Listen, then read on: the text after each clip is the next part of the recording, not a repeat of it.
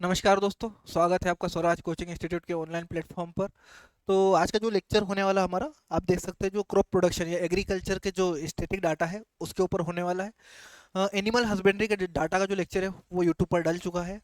आज जो हमारा लेक्चर है वो एग्रीकल्चर के डाटा के ऊपर है, मतलब कि हम बात करें सीधे सीधे जो क्रॉप प्रोडक्शन हॉर्टिकल्चर वाला होता है उसके लिए। ठीक है, तो शुरू करते हैं।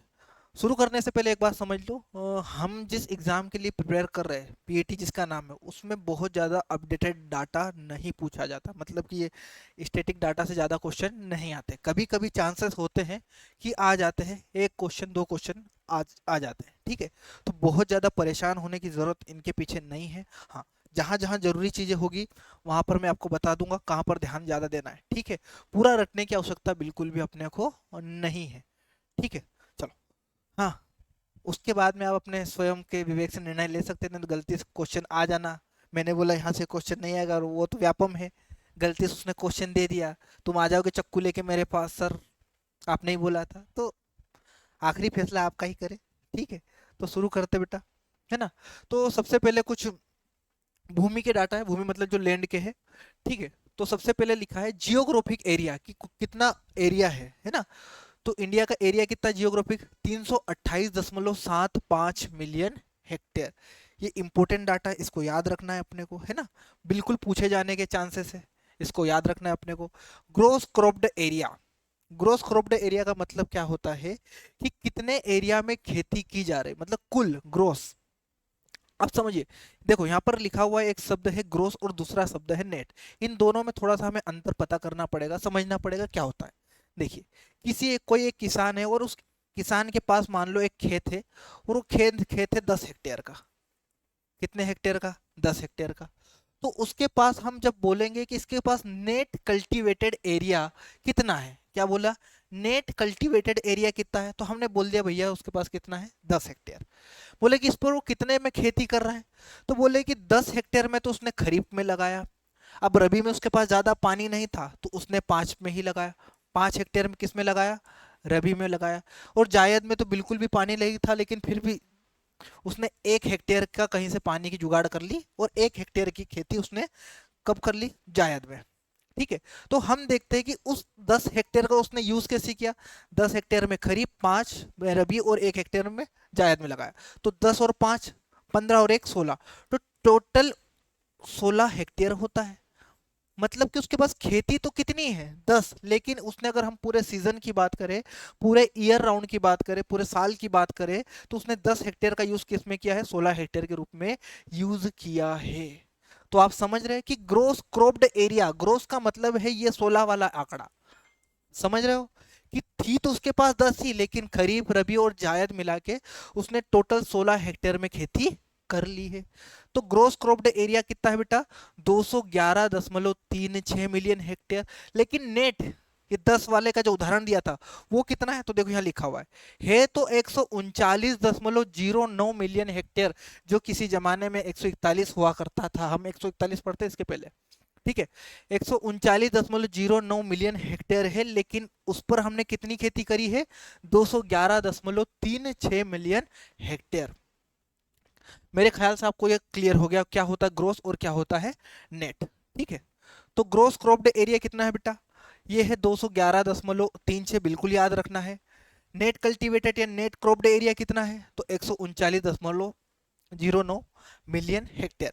अब देखो, इरिगेशन नहीं, क्रॉपिंग इंटेंसिटी निकालने के लिए इन्हीं दो डाटा का यूज किया जाता है। देखो आगे दिया हुआ है कि क्रॉपिंग इंटेंसिटी कितनी है हमारे यहाँ की, तो कितनी है? 151.04। ये कैसे आई? ये कैसे आता बेटा? ये हम लिख देंगे ग्रोस क्रॉप्ड एरिया बटे नेट क्रॉप्ड एरिया, है ना। क्रॉप्ड बोलो या कल्टीवेटेड बोलो, कोई फर्क नहीं पड़ता, गुणा में 100। कहने के हिसाब से ये करा और गुणाम लगा दिया 100। जब इससे आप भाग लगाओगे तो ये नीचे का आंकड़ा आपको मिल जाएगा। क्या आपको बात समझ में आई? बिल्कुल समझ में आ गई होगी। ठीक है, इसको मिटा देते अपन। तो अपने को ये डाटा याद रखना है। क्रॉपिंग इंटेंसिटी जरूर से याद रखना है, ये करंट की है। कहीं कहीं पर आपको 155 भी देखने को मिलता है, वो भी गलत नहीं है, वो भी सब सही है, लेकिन 151 ज़्यादा सही है। ठीक है, हम बात करते हैं कि total irrigated area, same to same total और नेट इरिगेटेड समझ में आया? सेम कंसेप्ट इधर भी है। तो टोटल इरिगेटेड एरिया कितना है हमारे पास? 112.23 million hectare. Net irrigated area कितना है? 75.46 मिलियन हेक्टेयर। अगर इनका हम भाग लगाएंगे तो हमारे पास किसकी इंटेंसिटी निकल आएगी? इरिगेशन इंटेंसिटी, जो कि कितनी होती है? 148.73%। इंटेंसिटी जब भी निकालोगे बेटा परसेंटेज में आएगी, है ना? ये पूछे जाने के चांसेस कम है। अगर आपको याद करना है तो इन ऊपर के जो चार डाटा है इन पर अपने को ज्यादा ध्यान देना है ना। याद नीचे के हो जाए तो बहुत अच्छी बात है। एक नीचे दिया हुआ है बेटा फॉरेस्ट एरिया। कौन सा एरिया? Forest area. तो फॉरेस्ट एरिया कितना है? 71.75 मिलियन हेक्टेयर है। इस टोटल एरिया की बात हो रही, इसका कितना है? 21.71%। अगर परसेंटेज वाइज देखेंगे टोटल का कितना है? 21.71% है। और मिलियन हेक्टेयर में अगर हम बात करेंगे तो 71.75 मिलियन हेक्टेयर। अब देखो, ये तो है, होना कितना चाहिए? तो ऐसा बोला जाता है बेटा कि टोटल एरिया का अपने पास 33% पर वन होना चाहिए। वन मतलब कि फॉरेस्ट होना चाहिए, ठीक है। लेकिन हमारे पास है कितना? 21.71%। अगर ऑल अराउंड इसको 22 भी मान लो, ठीक है।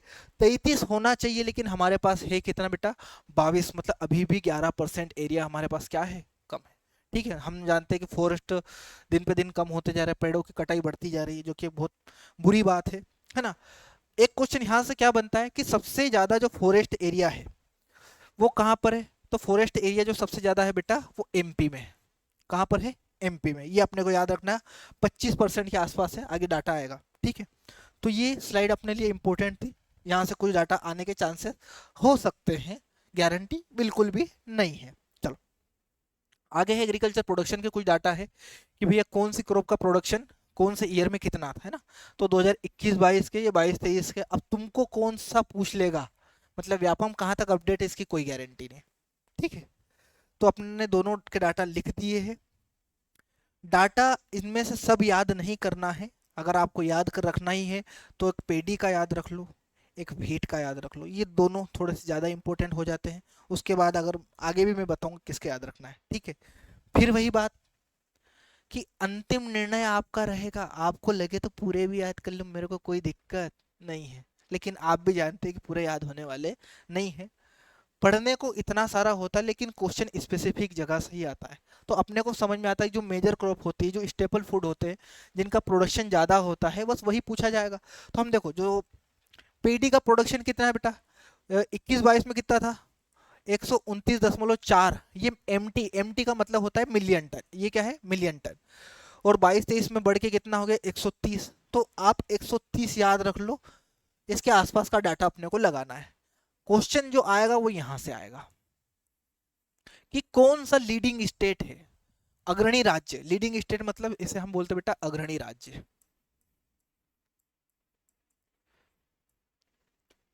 है ना। तो पेडी, पेडी मतलब राइस। तो चावल का उत्पादन ज्यादा कहाँ होता है बेटा? चावल का उत्पादन होता है बेटा वेस्ट बंगाल पहले पे है, उत्तर प्रदेश दूसरे पे है, ठीक है। अब सभी को नहीं समझाया जाएगा, बाकी तो आप रटने वाली चीज है। मेष की बात करें तो 2022-23 में कितना प्रोडक्शन हुआ है? 34.6 मिलियन टन। कर्नाटक पहले पे है, एमपी दूसरे पे है ना। ज्वार की बात करें तो 4 मिलियन टन। महाराष्ट्र पहले पे, कर्नाटक दूसरे पे है। बाजरे का भी कहानी कुछ ऐसी है कि 9.7 मिलियन टन, राजस्थान पहले पे। देखो यहाँ बाजरे का थोड़ा सा याद रखना बेटा, है ना। बाजरे का क्या याद रखना है कि कौन लीडिंग स्टेट है, बस इतना। प्रोडक्शन नहीं भी याद रखोगे चलेगा, लेकिन लीडिंग स्टेट कौन है? राजस्थान में ज्यादा होता है, ठीक है। व्हीट, व्हीट का डाटा भी याद कर लो तो ज्यादा बेहतर है ना। तो पहले 107.7 था, अब 112.2 मिलियन टन के साथ उत्तर प्रदेश पहले स्थान पर आता है। समझ में आया? और एमपी दूसरे स्थान पर। हमारा मध्य प्रदेश व्हीट मतलब कि जो गेहूं होता है, गेहूं उत्पादन में दूसरा स्थान रखता है ना। अरहर की बात करते बेटा, अरहर आप जानते हैं पीजीएनपी की बात चल रही है। 4.2 मिलियन टन 21-22 में, 3.6 मिलियन टन 22-23 में ना। महाराष्ट्र इसमें आगे है, ठीक है। ग्राम की कुछ इसी प्रकार से स्थिति महाराष्ट्र, उसमें भी याद। डाटा पढ़ भी दूंगा तो आपको याद होने वाले नहीं है, डाटा को आप अच्छे से एक बार देख लेना। हाँ, कॉटन की ये स्थिति है, कॉटन में गुजरात आगे है। ज्यादा इंपॉर्टेंट लाइन मेरे हिसाब से ये है ना।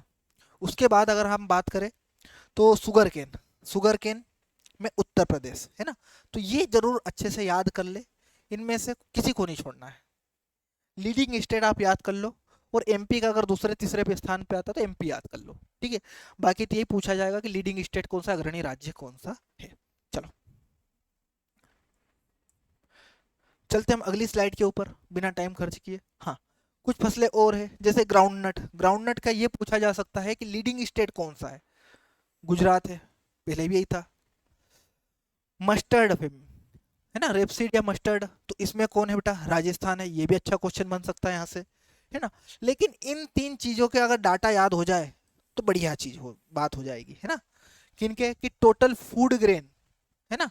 तो टोटल फूड ग्रेन का प्रोडक्शन 21-22 में कितना था और 22-23 में, तो टोटल फूड ग्रेन की अगर हम बात करें तो 315.6 मिलियन टन 21-22 में, और 323.5 मिलियन टन 22-23 में था। इसके डाटा याद करने हैं, हो जाए तो, है ना बेटा, ये डाटा आप याद कर सकते हैं। और कौन अग्रणी राज्य रहा, leading state, Uttar Pradesh. Total food grain के मामले में उत्तर प्रदेश हमेशा से आगे रहा है ना। तो और दूसरे पे कौन आता है बेटा, अपना मध्य प्रदेश, है ना। टोटल पल्सेस की बात करें तो 27.3 मिलियन टन 21-22 में, 27.8 मिलियन टन 22-23 में, और एमपी फर्स्ट आता है बेटा पल्सेस में। याद रखना है, दाल उत्पादन में कोई स्पेसिफिक दालों की बात नहीं की जा रही, टोटल पल्स, है ना। तो टोटल पल्स में मध्य प्रदेश लीडिंग स्टेट है। उसके बाद हम बात करें कि टोटल ऑयलसीड मतलब तिलहन में अगर हम प्रोडक्शन की बात करें तो 37.9 मिलियन टन 21-22 में, 40 मिलियन टन 22-23 में। इसी के साथ राजस्थान पहला स्थान रखता है। तो सीधे सीधे बात करें, टोटल फूड ग्रेन में उत्तर प्रदेश, पल्स में मध्य प्रदेश, और ऑयलसीड में राजस्थान, है ना। एमपी इसमें भी दूसरे स्थान पर आता है और इसमें भी दूसरे स्थान पर आता है, और अपना पल्सेस में पहले स्थान पर, फूड ग्रेन में सेकंड और ऑयल सीड में भी सेकंड, लेकिन पल्सेस में फर्स्ट, ये अपने को याद रखना है ना। तो एमपी की स्थिति काफी अच्छी रहती है तीनों के मामले में, ठीक है। तो ये कुछ एक पॉइंट लिखा हुआ है कि percentage of agriculture worker of total workers कितना है, 54.6। मतलब जो टोटल वर्कर होते हैं उसमें से एग्रीकल्चर के कितने वर्कर है, तो आधे से भी ज़्यादा, कितने, 54.6%, है ना। तो आ जाए तो वैसे लिख दिया है। चलो, माइक्रो इरिगेशन की हम बात कर रहे थे। इरिगेशन में तो जो डाटा है वो आपकी बुक में लिखा है, इसके बाद में माइक्रो इरिगेशन में ऊपर नीचे होते रहते हैं। तो टोटल माइक्रो इरिगेशन की अगर मैं बात करूं, टोटल की बात चल रही है ना, टोटल माइक्रो इरिगेशन में राजस्थान लीडिंग स्टेट रहता है ना। महाराष्ट्र दूसरे पर और आंध्र प्रदेश तीसरे पर, ठीक है। अलग अलग अगर हम देखें तो ये है बेटा ड्रिप, है ना। तो ड्रिप इरिगेशन में फर्स्ट रैंक, मतलब सबसे ज्यादा ड्रिप इरिगेशन का जो एरिया है वो कहाँ पर है बेटा, तो वो है महाराष्ट्र में। एक तो ये पॉइंट हो गया। दूसरे नंबर पे हम चलते हैं तो ये आता है स्प्रिंकलर। तो स्प्रिंकलर इरिगेशन में जो फर्स्ट पे आता है बेटा वो है राजस्थान। ड्रिप में पहले पे कौन है, महाराष्ट्र है। ये रही ड्रिप, ये रही महाराष्ट्र। ड्रिप के बारे में बहुत सारे क्वेश्चन आते हैं, जैसे कि इसकी इफिशियंसी ये सब पहले ही पढ़ा चुका हूँ। अभी केवल यहाँ डाटा की बात चल रही है। तो ड्रिप इरिगेशन में महाराष्ट्र फर्स्ट पे है बेटा, और स्प्रिंकलर इरिगेशन में राजस्थान फर्स्ट रैंक पर है। ये दोनों डाटा अपने को अच्छे से याद हो जाए तो इससे खुशी की बात नहीं होगी। चलो आगे बढ़ते हैं। आगे हम बात कर रहे हैं फ्रूट क्रॉप्स की, है ना। तो यहाँ पर 2 से 3 चीज़ों को बात अपने को ध्यान में रखना है। ये लिखा है फ्रूट क्रॉप्स, है ना। तो ये टोटल प्रोडक्शन की बात चल रही है कि टोटल फ्रूट क्रॉप का प्रोडक्शन कितना हुआ है, तो 107.507 मिलियन टन। और ये जो टोटल प्रोडक्शन है, इन टोटल प्रोडक्शन में कौन सा स्टेट आगे है, तो टोटल फ्रूट क्रॉप प्रोडक्शन में आंध्र प्रदेश पहले पर, महाराष्ट्र दूसरे पर, और उत्तर प्रदेश तीसरे स्थान पर होता है। ये टोटल की बात चल रही है ना, कि टोटल जितने भी फ्रूट आ रहे हैं उसमें से सबसे ज्यादा फ्रूट, कोई स्पेसिफिक फ्रूट की यहाँ पर मैंने बात नहीं करी है, सबसे ज्यादा जो फ्रूट आ रहे हैं वो आंध्र प्रदेश से, देन महाराष्ट्र से, उसके बाद में उत्तर प्रदेश से आ रहे हैं। ये पहली बात है। दूसरे में कि फ्रूट में सबसे ज्यादा फ्रूट प्रोडक्शन किस फ्रूट का हो रहा है? हेलो, अरे फलों में भी सबसे ज्यादा फल उत्पादन किस फल का है? तो हमें यहाँ पर दिखाई दे रहा है कि प्रोडक्शन के मामले में सबसे ज्यादा जो प्रोडक्शन हो रहा है वो हो रहा है केलों का, बनाना, है ना। बनाना फर्स्ट पे है, उसके बाद मैंगो सेकंड पे, और थर्ड पे आता है सिट्रस, नींबू वर्गीय, है ना। फर्स्ट पे कौन है बेटा? बनाना, सेकंड पे कौन है? मैंगो, और थर्ड पे कौन है? सिट्रस फैमिली, है ना। उस अब देखो ये नीचे क्या लिखा हुआ है सर? ये नीचे लिखा हुआ है कि बनाना का प्रोडक्शन सबसे ज्यादा कहाँ पर है? तो बनाना का सबसे ज्यादा प्रोडक्शन हो रहा है आंध्र प्रदेश में। मैंगो का सबसे ज्यादा प्रोडक्शन भी होता है आंध्र प्रदेश में, सेकंड पे उत्तर प्रदेश है, और सिट्रस में भी कौन आगे है? आंध्र प्रदेश। तो अगर टोटल की बात करो या तीनों जो मेजर फ्रूट है उसमें जो फर्स्ट है वो आपका आंध्र प्रदेश ही है। क्या आपको बात समझ में आई? ये मैंने बात करी थी प्रोडक्शन की, हिंदी माध्यम वालों ये बात है उत्पादन की, है ना। क्षेत्रफल की बात हम आगे करने वाले, कि फ्रूट में ही, फलों में ही अगर हम क्षेत्रफल की बात करें, एरिया जिसे हम बोलते हैं, तो क्षेत्रफल के मामले में हम देखते हैं तो 7.06 मिलियन हेक्टेयर, है ना। और सबसे ज्यादा क्षेत्रफल किसके पास था? महाराष्ट्र के पास। दूसरे पर कौन था? आंध्र प्रदेश। देखो यहाँ पर आंध्र प्रदेश पहले था, है ना। आंध्र प्रदेश यहाँ पर दूसरे पे आ गया क्षेत्रफल के मामले में, और उत्तर प्रदेश तीसरे स्थान पर है। ये क्षेत्रफल है, क्षेत्रफल का एरिया है। अब देखो सबसे ज्यादा एरिया किसका है? भाई सबसे ज्यादा प्रोडक्शन किसका हो रहा है? तो बोले प्रोडक्शन तो बनाना का हो रहा है। सेकंड पे प्रोडक्शन किसका है? मैंगो का है।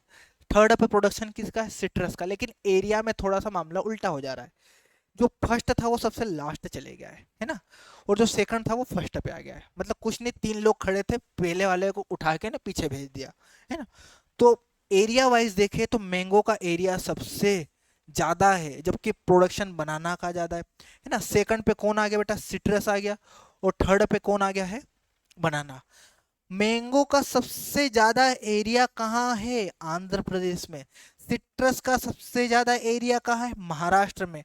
और अपना बनाना का सबसे ज्यादा एरिया कहाँ है बेटा? आंध्र प्रदेश में। ये नीचे की लाइन नहीं भी याद होगी तो चल जाएगी, आप केवल इतना भी याद रख सकते हैं कि प्रोडक्शन के मामले में कौन सा फ्रूट पहले पे है, दूसरे पे, तीसरे पे, और लीडिंग स्टेट कौन सा है? तो आंध्र प्रदेश, है ना। समझ में आया अपने को बात? और एरिया वाइज में फ्रूट क्रॉप में कौन लीडिंग स्टेट है बेटा? महाराष्ट्र। ये बात अपने को याद होनी चाहिए, है ना। चलते हैं आगे, स्लाइड में आपको काफी अच्छे से क्लियर हो जाएगा। बढ़ते हैं बेटा अगले। तो ये बात थी वेजिटेबल। जिस प्रकार से हमने अभी फ्रूट को देखा, सेम टू सेम वेजिटेबल की भी बात है।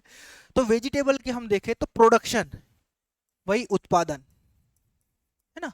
तो उत्पादन के मामले में कितना उत्पादन हो रहा है? तो टोटल प्रोडक्शन है किसका? वेजिटेबल क्रॉप का 209.143।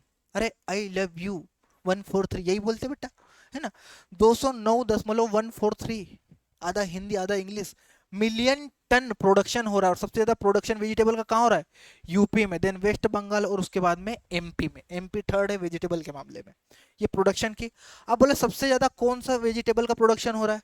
तो सबसे ज्यादा जो वेजिटेबल प्रोडक्शन हो रहा है वो हो रहा है पोटैटो का, देन ऑनियन का, और उसके बाद है टोमेटो। समझ में आया? फर्स्ट पे कौन है? पोटैटो, देन ऑनियन, और कौन है? टोमेटो, है ना। इसमें तो लीडिंग स्टेट लिखे ही नहीं मैंने, हर चीज को याद करोगे तो कंफ्यूज हो जाओगे, है ना। देखो बेटा बताने को तो बहुत सारे डाटा बताए जा सकते हैं, है ना, लेकिन बात है तुम्हारी कैपेसिटी की। जो हमें लगता है कि ये थोड़ा सा इंपॉर्टेंट है, पूछे जाने के चांसेस जिनके ज़्यादा है, वही डाटा आपके लिए लाया हूँ। बहुत सारा जो भंडारा है, भंडारा मेरे पास रखा हुआ, पूरे स्टेटिक की पूरी पीडीएफ रखी हुई 300-350 पेज की, तो कोई काम की नहीं। अपने को जहाँ से क्वेश्चन आने की संभावना है वहाँ अपन बात कर रहे हैं। इससे बाहर से किस क्वेश्चन आता है तो फिर किस्मत की बात है, उसमें अब तो कुछ कर ही नहीं सकते, है ना। चलो उसके बाद देखो, ये तो वेजिटेबल में क्या था? प्रोडक्शन। और वेजिटेबल में ही क्या? एरिया। तो देखो एरिया वाइज देखो या प्रोडक्शन वाइज देखो, जो आप नीचे वेजिटेबल देख रहे हो ये नहीं बदल रही है ना। जबकि फ्रूट क्रॉप में चेंज हो रहा था। तो एरिया वाइज भी पोटेटो ज्यादा, प्रोडक्शन वाइज भी पोटेटो, है ना। तो फर्स्ट सेकंड और थर्ड कौन है, पोटैटो, अनियन और कौन, टोमेटो। ये तीनों के तीनों एरिया वाइज या प्रोडक्शन वाइज फर्स्ट, सेकंड और थर्ड पोजीशन रखते हैं। एरिया की बात करें तो 11.374 मिलियन हेक्टेयर एरिया है। वेस्ट बंगाल फर्स्ट है, यूपी सेकंड है और एमपी थर्ड है। ठीक है, चलो ये तो था। अब कुछ पॉइंट है, पॉइंट याद रखने होते हैं, है ना।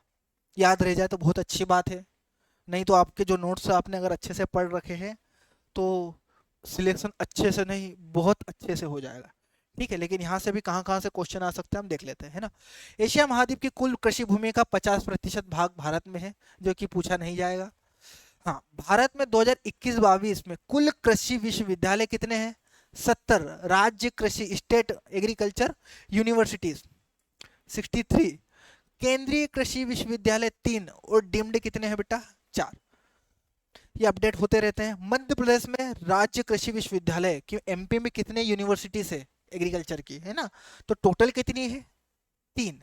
जिसमें से 2 तो कौन सी है आपकी, एग्रीकल्चर की, और एक किसकी है, एनिमल की। बेटा ये विश्वविद्यालय मतलब यूनिवर्सिटी, और कॉलेज मतलब महाविद्यालय, आधे तो इसी में परेशान है, क्या क्या बुझ पढ़ाते रहते। बेटा देखो 2 चीजें होती है, एक बोलते हैं विश्वविद्यालय, है ना, और एक होता है महाविद्यालय, और एक होता है विद्यालय, है ना। विद्यालय मतलब जहां से आप पढ़ के आ रहे हैं, स्कूल।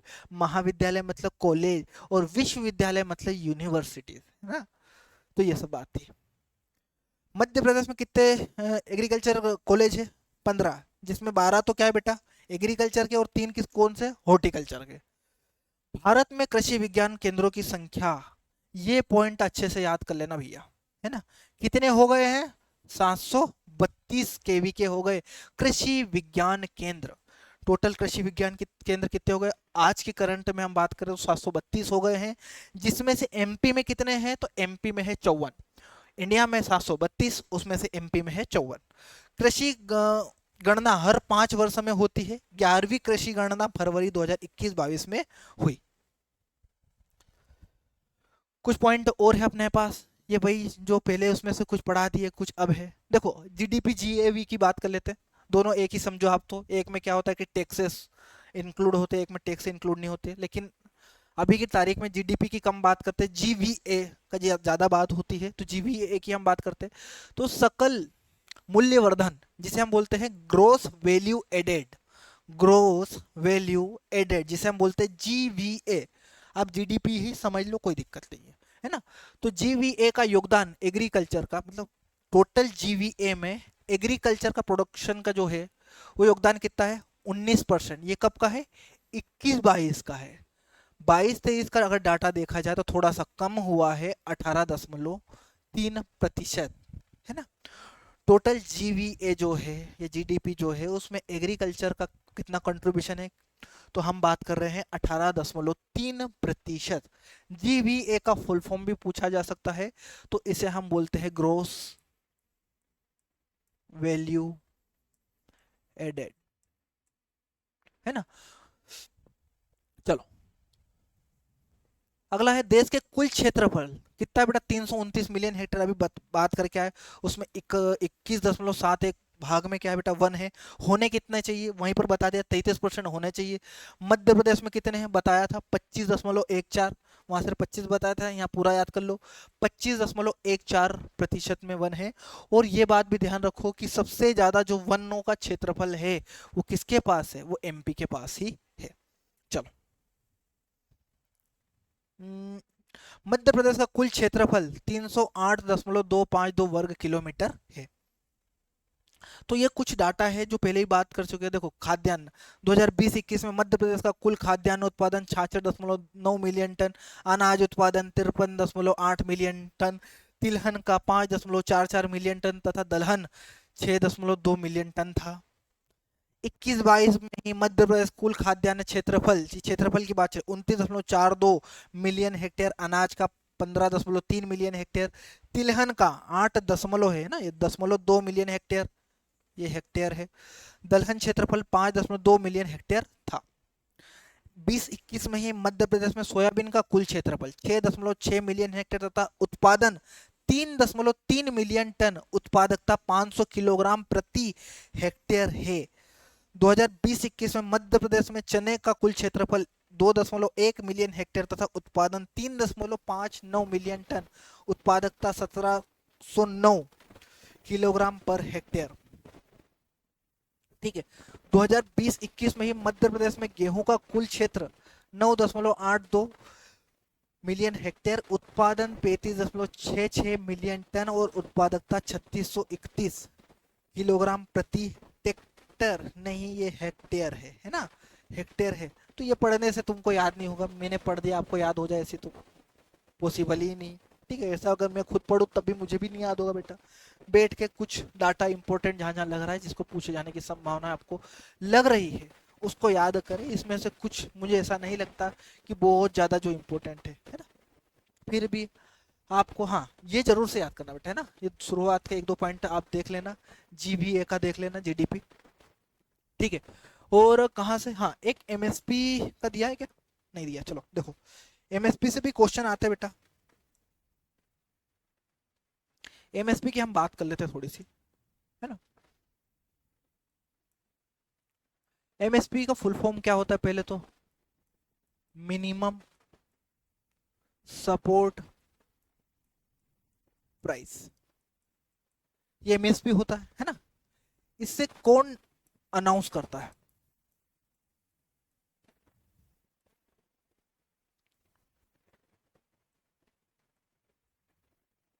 अनाउंस कौन करता है बेटा, तो इसे अनाउंस करता है गवर्नमेंट ऑफ इंडिया। जो भारत सरकार है उसके अंदर एक cabinet committee of economic affair होता है, वो इसको अनाउंस करते हैं। आप तो डायरेक्ट गवर्नमेंट ऑफ इंडिया याद रखेंगे, उसमें भी आपका काम हो जाएगा। रिकमेंड कौन करता है, एक क्वेश्चन ये भी आता है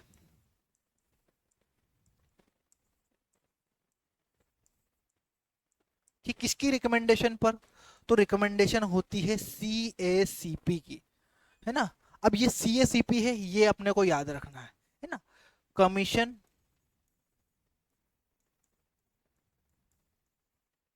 फॉर एग्रीकल्चर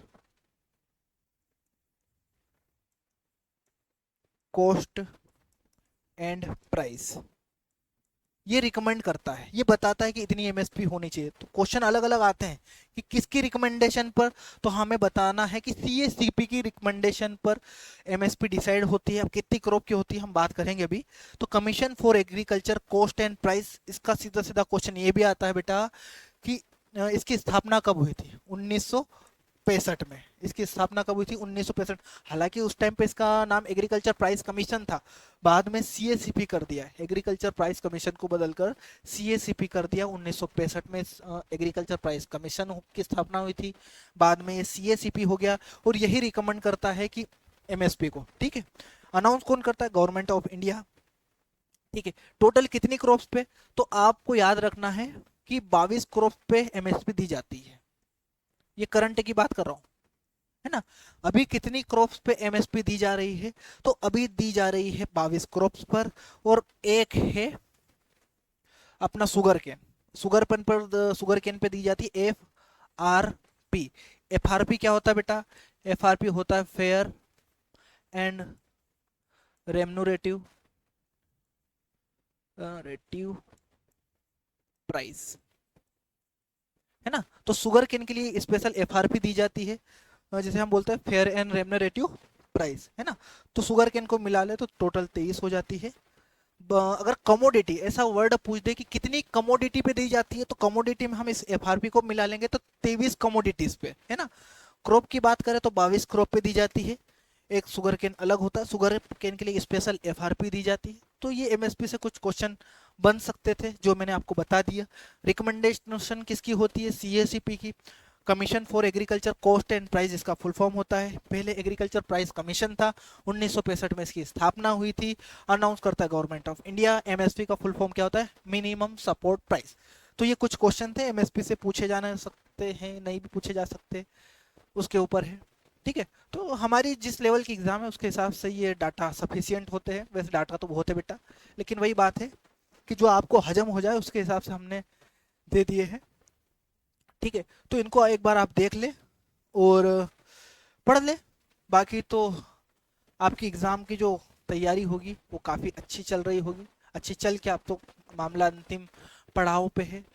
तो इस वक्त पे बस इतना ही ध्यान रखना है, दिमाग दिमाग को शांत रखना है, क्योंकि साल भर जिसने कुछ नहीं पढ़ा तो इतने दिन में कुछ नहीं हो जाएगा, और जिसने साल भर पढ़ा है तो इतने दिन में कुछ बिगड़ नहीं जाएगा। तो दोनों को शांति से रहना है, बस अच्छे साफ सुथरे हल्के दिमाग के साथ अपने को जाना है, एग्ज़ाम को देना है, बिल्कुल अच्छे नंबर आपके आएंगे।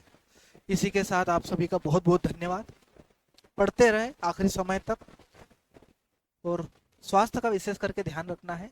मैं तो पता चला है कि लास्ट टाइम में सोना नहीं, रात दिन एक कर देना, रात दिन एक करने के चक्कर में तुम्हारा वहाँ दिन रात एक हो जाएगा, है ना। तबीयत नहीं खराब करना है, तबीयत का विशेष रूप से ध्यान रखना है। और कहने को तो बहुत सारी बातें और किसी लेक्चर में हम बात करेंगे। अभी के लिए आप सभी का बहुत बहुत धन्यवाद। जय हिंद, जय भारत।